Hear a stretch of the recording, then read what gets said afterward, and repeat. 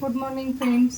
आज तुम्हाला मी एकदम टेस्टी आणि झणझणीत हिरवी मिरची घालून शेपूची भाजी दाखवणार आहे.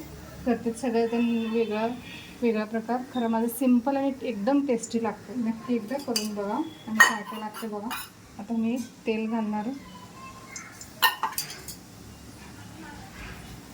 तेल जर व्यवस्थित टाकू दे.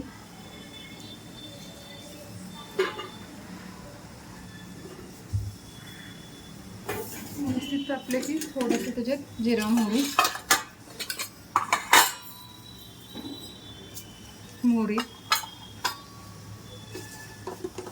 लय जणाला शेपू आवडत नाही, मग असं करायला लसूण आणि मिरची घालून मस्त लागते. जे खात नाही त्यांना पण खूप आवडते.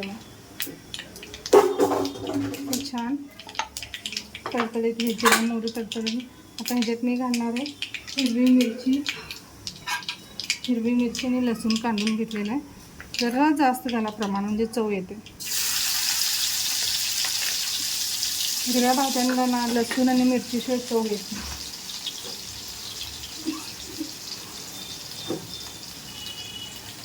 छान असं तेलात फ्राय करा लसूण आणि मिरचीला. अर्धा कच्चा काढून घ्या. मी अर्धा कच्चाच काढलेलं आहे. स्वयंपाक करतच दाखवलेलं तुम्हाला व्हिडिओ. म्हणजे कसं मी काय स्पेशली काय वेगळं करत नाही डिशसाठी. मी काय करते तेच दाखवत असते. आणि हे शेपू बारीक कट करून धुवून ठेवलेले शेपू आणि ह्याच्यात मूग डाळ मी एक उकळी उकळून शिजून घेतलेलं आहे. मूग डाळ कुणाला तूर डाळ आवडत असेल तूर डाळ आवडत. तूर डाळ शक्यतो जास्त वापरत नाही मी, पित्ताची त्रास असते म्हणून जास्त अवॉइड करते. काय आमटीला ते वापरत नाही असं मी.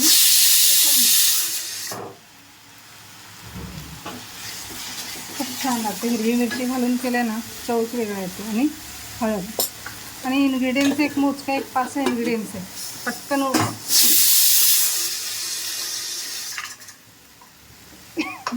हिरवी मिरचीची तडका एवढं खाट उठते ना. थोडंसं मीठ आणि छान मिक्स करून द्या. किती मिनटात होतं तुम्हीच बघा. पटपट होऊन जाते. शक्यता जास्त मूग डाळच वापरते. मूग डाळ एक उकळी उकळून ठेवायला इकडे ठेवला. भाजी कट करून लसूण हे करापर्यंत डाळ पण शिजून जातात. मूग डाळ तर एक झटक्यात शिजते. आणि छानपैकी मिक्स करून घेते हळद मीठ घालून. आता ह्याच्यात जरा जाडसर असलेलं शेंगदाण्याची कूट.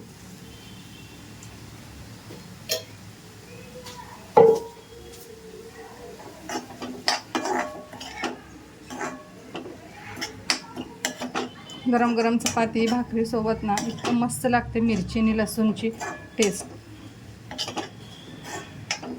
1-2 मिनटं वापायला ठेवू. तसं हिरव्या भाज्याला ना थोडं वापायला ठेवलं ना साईडला तेल सुटलं की चव लागते.